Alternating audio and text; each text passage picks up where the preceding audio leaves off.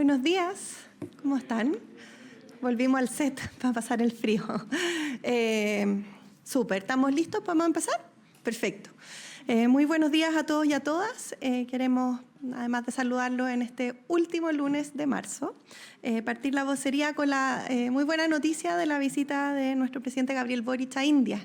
India es la quinta economía del mundo, es el país más poblado del mundo y representa también una importante oportunidad de crecimiento económico, de mayor comercio, de intercambio económico, de intercambio político y de intercambio cultural. Y es por eso que después de 16 años tenemos una visita de un presidente de la República a ese país, precisamente con miras a profundizar estas colaboraciones para el beneficio de los chilenos y chilenas.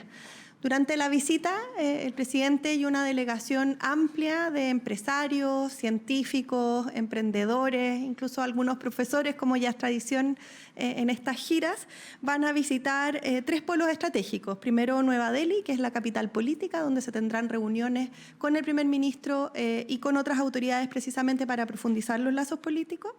Además de eso, se visitará Mumbai, que es el corazón financiero del país y también la cuna de la industria cinematográfica. Yo creo que muchos hemos visto estas películas Bollywood, que son una gran industria y donde existe potencial de colaboración precisamente para que estas películas puedan filmarse en Chile. Y por último, Bangalore, que es el epicentro de la revolución tecnológica del país, donde se podrán visitar y conocerán y tendrán reuniones con industrias tecnológicas en el ámbito de la biotecnología, de la inteligencia artificial y de esa forma seguir profundizando esta agenda de diversificación productiva que hemos impulsado como gobierno como una forma no solo de hacer crecer nuestra economía, sino que también de hacerla crecer en áreas de futuro como son la biotecnología y la inteligencia artificial.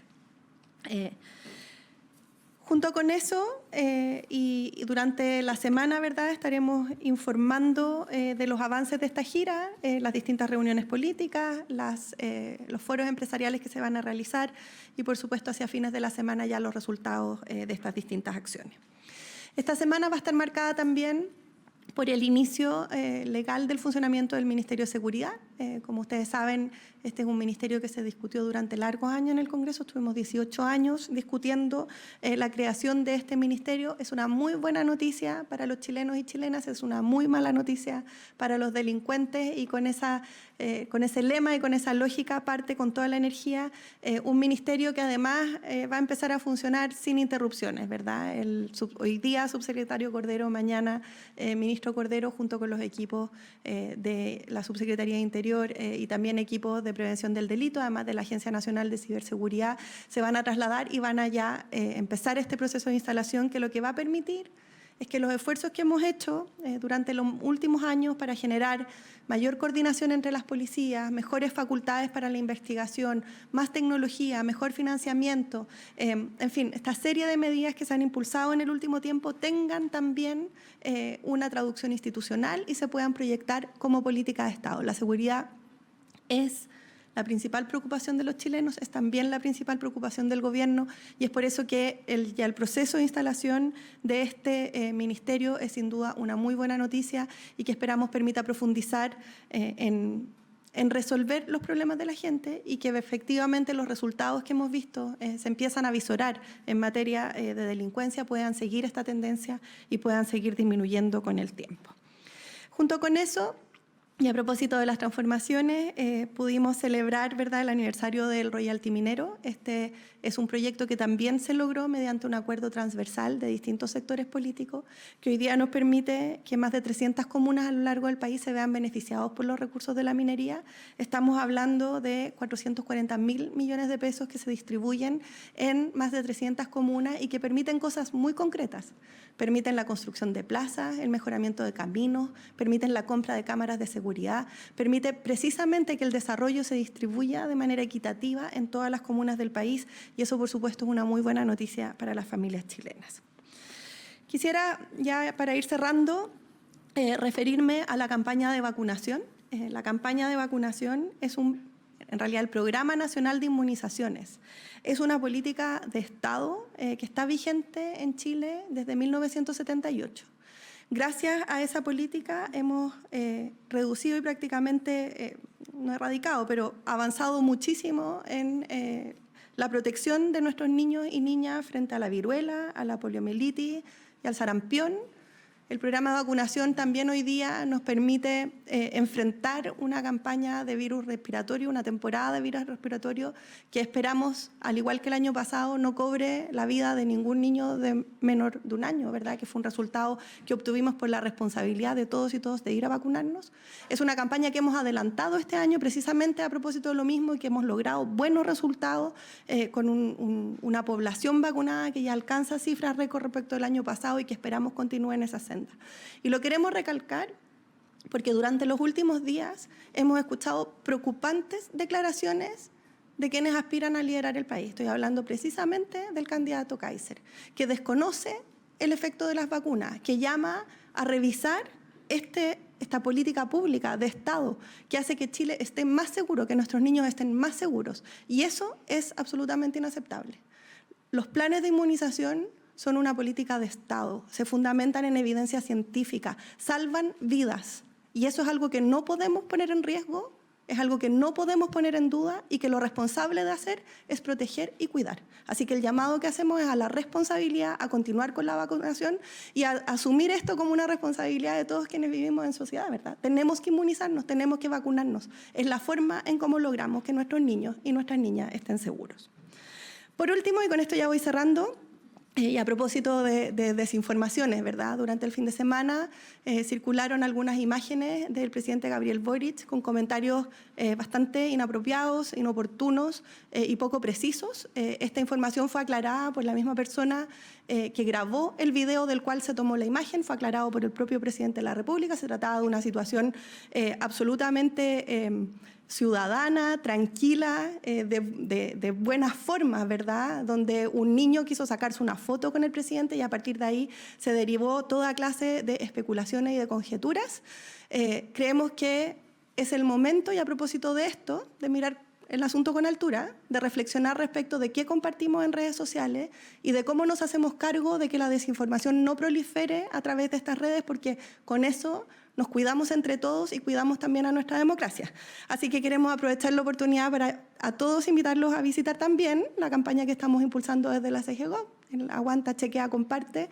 A veces demorarnos 2 minutos más en revisar si es que la información que estamos compartiendo es veraz puede significar cambios sustantivos en la forma en cómo nos tratamos unos a otros y también en cómo informamos a la población. Hartos temas, como ven, tenemos una semana nutrida de actividades y de discusión política. Me imagino que hay muchas preguntas, así que por favor. ¿Cómo está, ministra? Buenos días. Quería preguntarle sobre lo que viene con el Ministerio de Seguridad.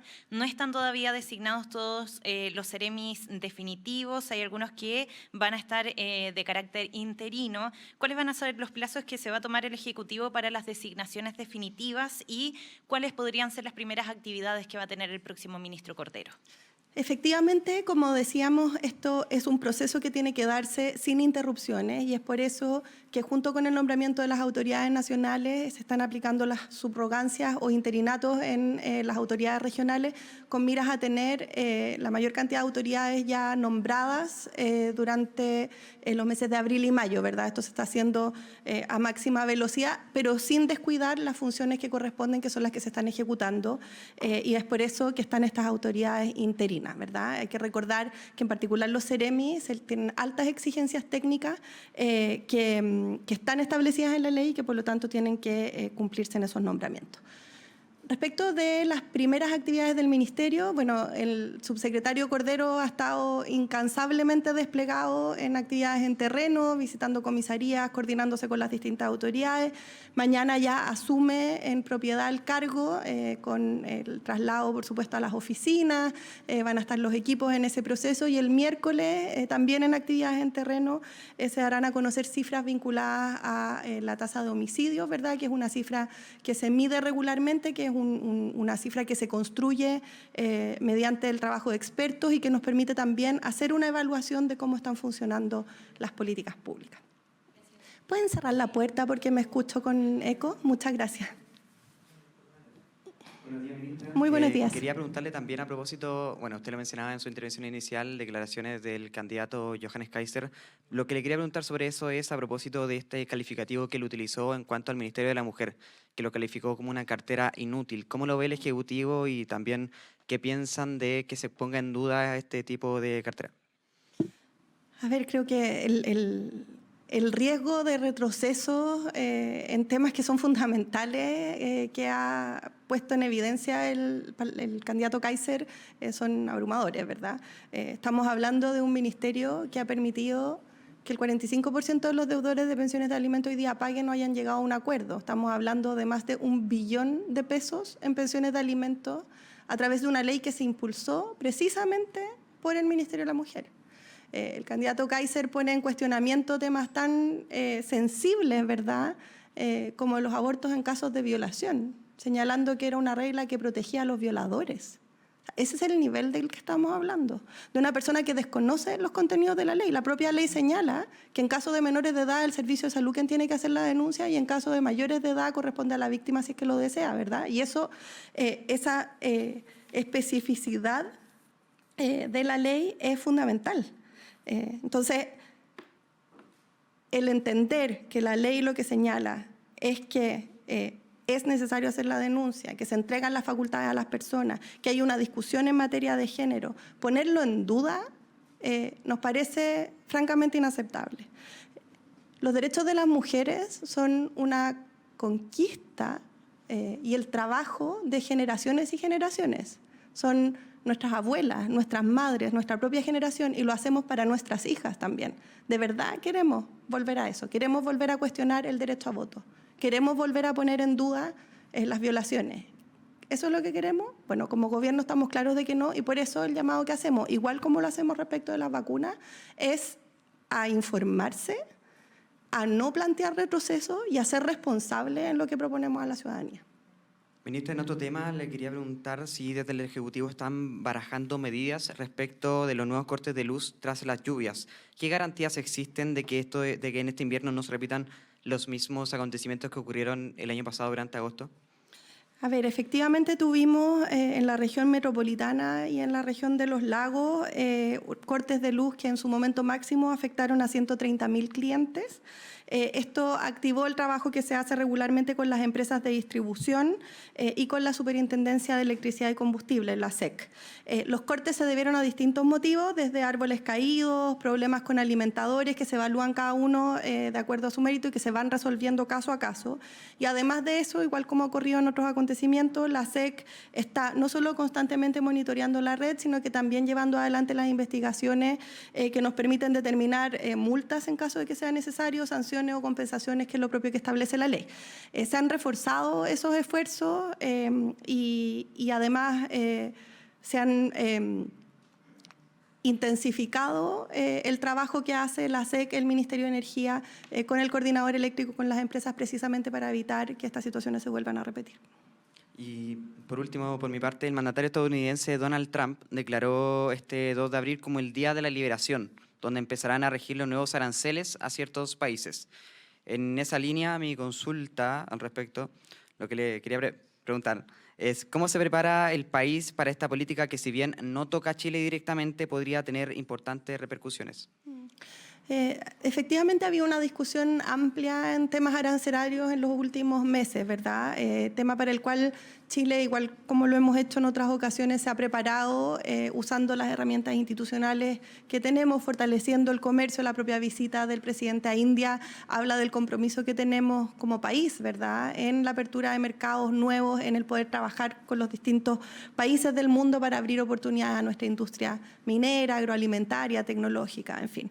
En el caso particular de Estados Unidos, se conformó hace ya algunos meses un comité interministerial donde participan los ministerios de Hacienda, de Minería, de Economía, además de Codelco y Cochilco, donde se está monitoreando y evaluando cuáles son los posibles impactos y los caminos a seguir. Han tenido ya 3 reuniones, a esas suman A eso se suman 2 reuniones público-privadas que apuntan precisamente a entender en profundidad cuáles serían esos impactos y por lo mismo canalizar las preocupaciones a través de los canales institucionales, valga la redundancia, que se han ido construyendo a través de los años. Nosotros tenemos una relación con Estados Unidos en materia comercial de mucho tiempo, que se ha ido consolidando en una institucionalidad que por supuesto funciona y es lo que estamos hoy día activando y monitoreando precisamente para hacernos cargo de estas preocupaciones de manera seria.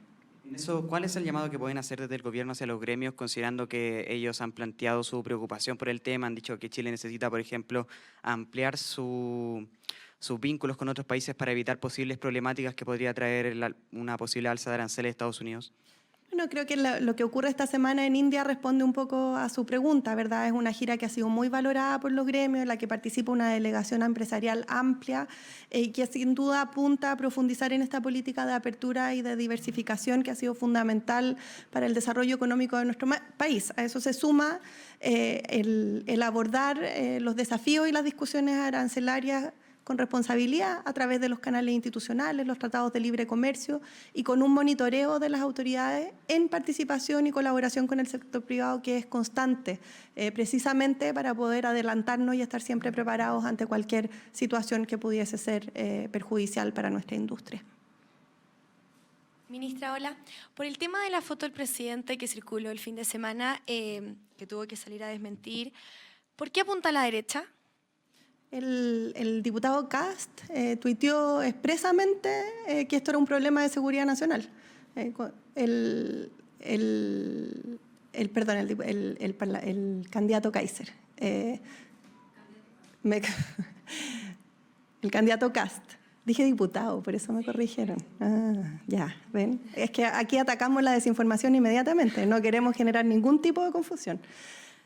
El candidato Kast, a través de redes sociales, se refirió expresamente a esta fotografía diciendo que era un problema de seguridad nacional, lo que es una alegación grave, ¿verdad? Que alerta al Estado en su conjunto, que nos expone como país a la mirada del mundo entero, ¿verdad? Porque estamos frente a redes sociales, es información que circula de una persona que apunta a ser un líder, ¿verdad?